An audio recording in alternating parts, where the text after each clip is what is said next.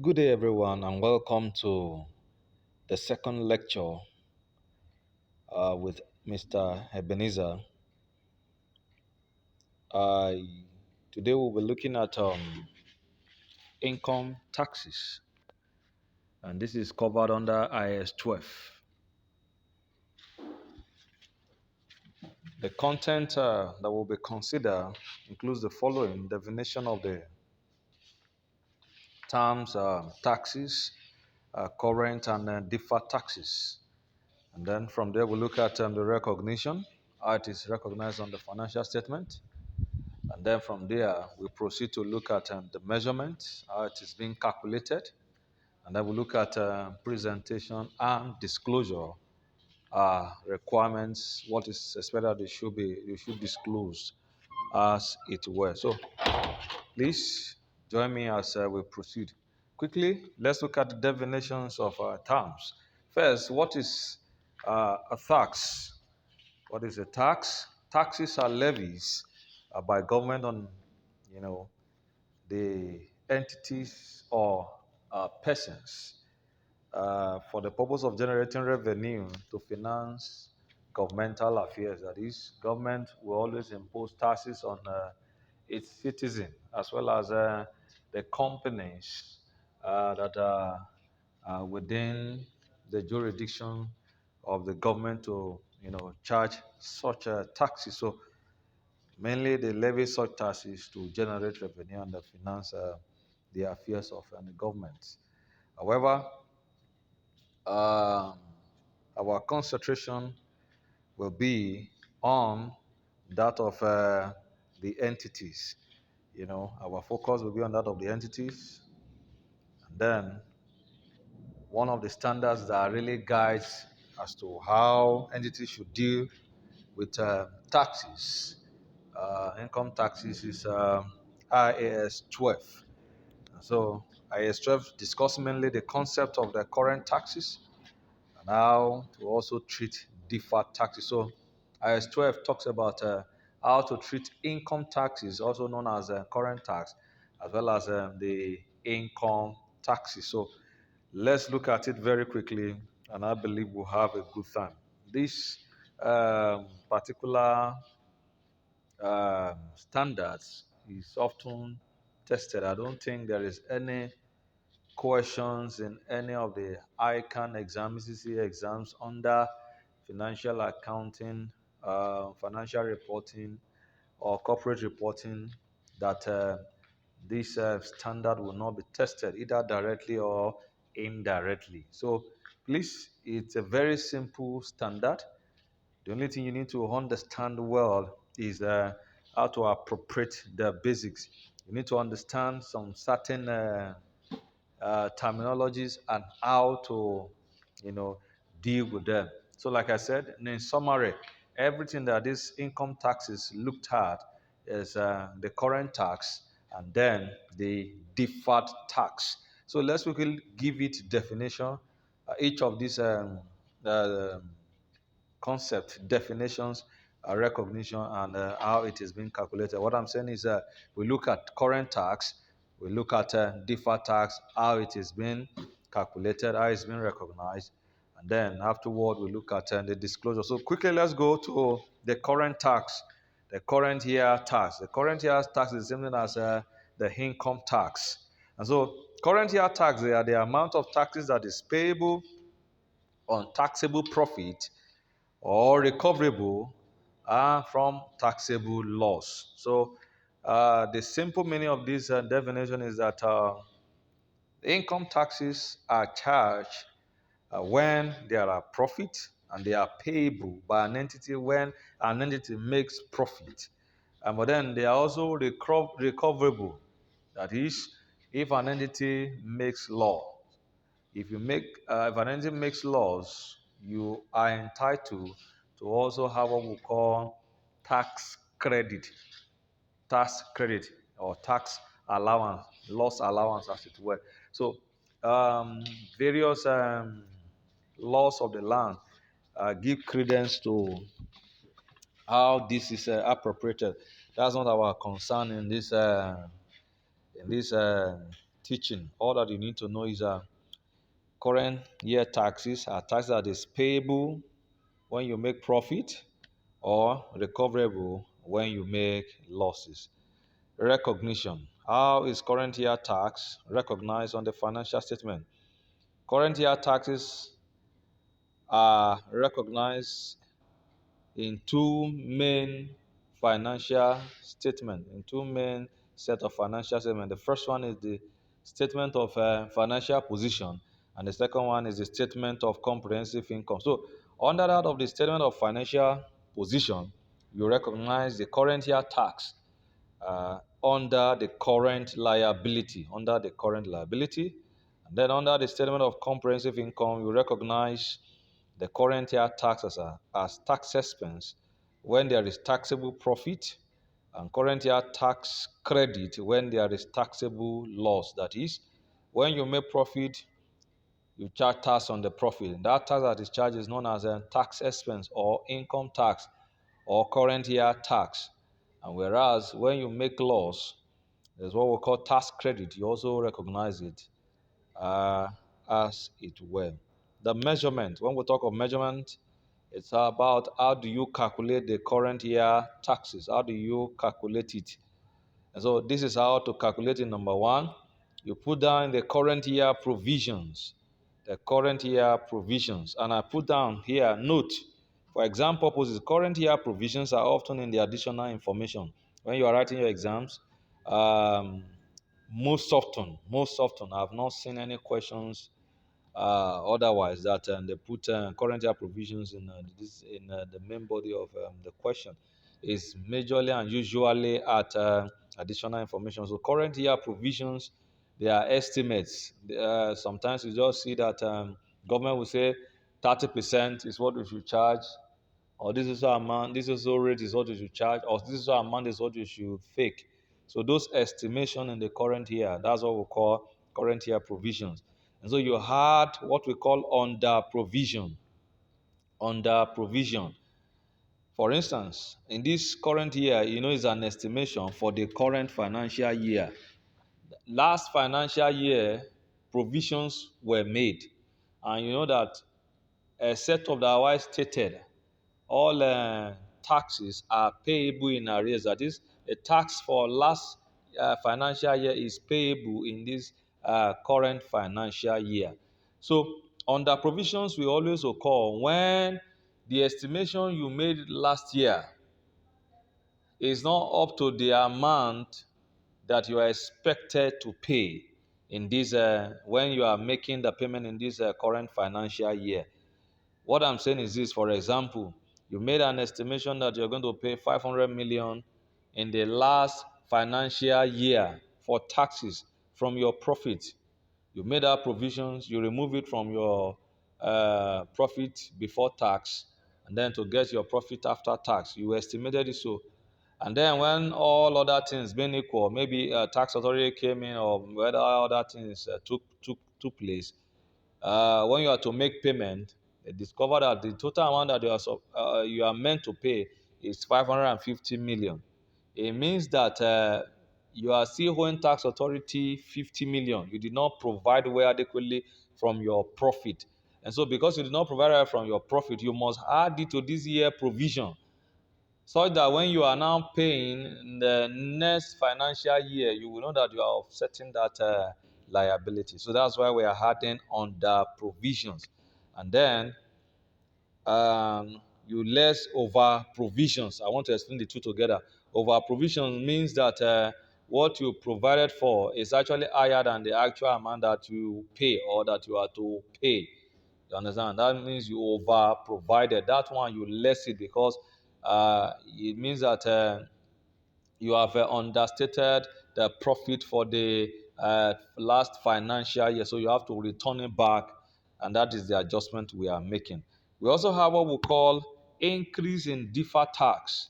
We will give explanation to what deferred tax is after this current tax. Increase in deferred tax, when deferred tax increases, you are going to add it. When it decreases, you will less it. Please, this is just the simple way to know this thing. It's very simple.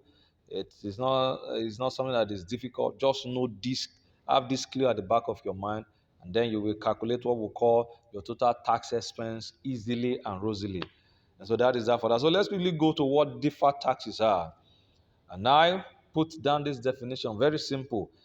Deferred taxes are the amount of taxes payable or recoverable in the future as a result of temporary difference.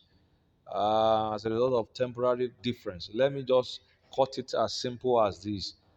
You understand? What we are saying here is this. There are certain amount of taxes that you are to pay, and then there are certain amount of taxes that you are to recover as a result of what we call temporary difference. Now, let's have an explanation for what temporary difference means. Temporary difference occur when there is a change between the current amount of an entity asset or liability to their tax base. To their tax base. So what we are saying is this: when there is a difference between the current amount of an entity's asset or liability to the tax base, it will always result in what we call temporary difference. And why do we call it temporary difference? It is because we always assume that it is probable, meaning that there are possibility that you will pay such a temporary difference or receive such temporary difference. That's why it is called temporary difference. Now, tax base will always occur when we have what we call capital allowance, or what we call uh, disallowables, what we call disallowables or allowables. Do you understand me now? That is what we call under tax, allowable and disallowable. For instance, liability, you always have differences in your current amount of your liability and that of the tax base, because of the allowable and the disallowable that are on interest. For instance, on loan, some loan that an entity will always get, the government will always give them a rebate, that is, they are not to pay tax on the interest that they are paying. You understand me now? So that will always give what we call temporary difference. Whereas when you are preparing your account, you are going to charge your interest. As a financial accountant now, when I'm preparing my profit or loss account, the interest I'm paying on the loan, I will charge it from the profit. You understand now? Whereas government may give concession, may give allowance that I should not charge such interest. So that will give what we call a temporary difference. What about asset? For instance, an asset now like as a financial accountant, if I'm preparing my profit or loss account, I will charge depreciation on my asset. Whereas the what is it called now? The government also, or tax authority, will also give what we call a capital allowance, that is allowances on those assets. And then if we look at the two, compare the two together, most of the time they don't balance. It is that one is high or one is low, and that is what will always give rise to this temporary difference. So you must understand that temporary difference will always occur as a result of the difference between the carrying amount of an asset or liability to their tax base. And so when you have carrying amount to be the cost minus accumulated depreciation, tax base will be cost minus capital or accumulated capital allowance or disallowable expenses. So as it were, just have this basic understanding what I've said so far. Just have this basic understanding. You don't need to know much when it comes to these income taxes, more than all I have been saying. This is all that you need to know. All other ones, they are just whatever it is that you are reading, whatever it is that you have had so far, maybe from somewhere else. They are just knowledge that you need to know. But basically, these are what you should know. However, temporary difference will always give rise to types, two types or two categories of differences. The first one is what we call deductible temporary differences. When you hear this word deductible, what should come to your head is that it should be recoverable. It should be recoverable. It is called deductible or recoverable temporary difference. And so this is the amount recoverable in the future when the carrying amount of an asset is net or when the liability have been settled. That is what you are to claim in the future. Now, why do we call this type of taxes deferred tax? Deferred tax means that it is probable that you will carry it more than 12 calendar months. The probability that you being able to recover it, or you being able, you paying the liability as it were, will be more than 12 calendar months. So it is deferred. It is of course not possible in all things being equal that you are going to offset that liability within a financial year, because of course there may be back and forth calculations, agreement between the tax authority and then the entity. So it will always result in a longer period of settlements and the like. So that's why we call it deferred. It is deferred. And then the other one is called current year, because it is within the current financial year. So deferred tax will always occur as a result of past events and past activities and past reviews and the likes. And so that is our. So deductible, let's go back. Deductible temporary difference is the amount that is recoverable in the future. And this usually results in what we call additional income, and it is referred to as deferred tax asset. It is referred to as deferred tax asset.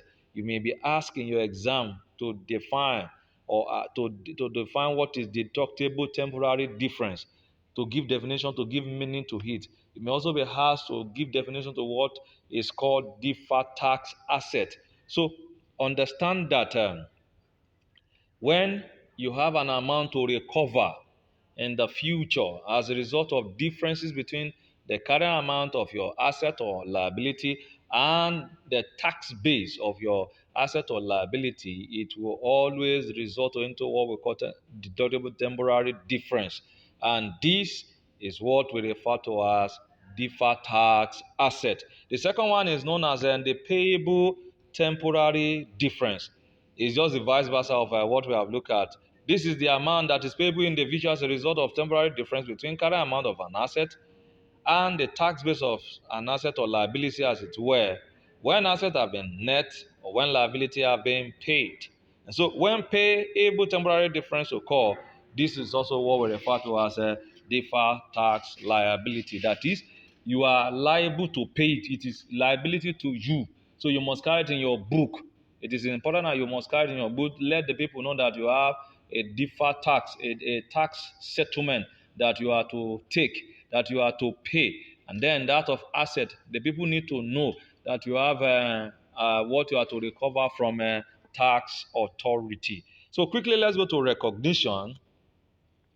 Both deferred tax asset and liabilities should be recognized in the statement of financial position under non-current asset and non-current liability, respectively. So deferred tax assets, you recognize in the statement of financial position under non-current assets.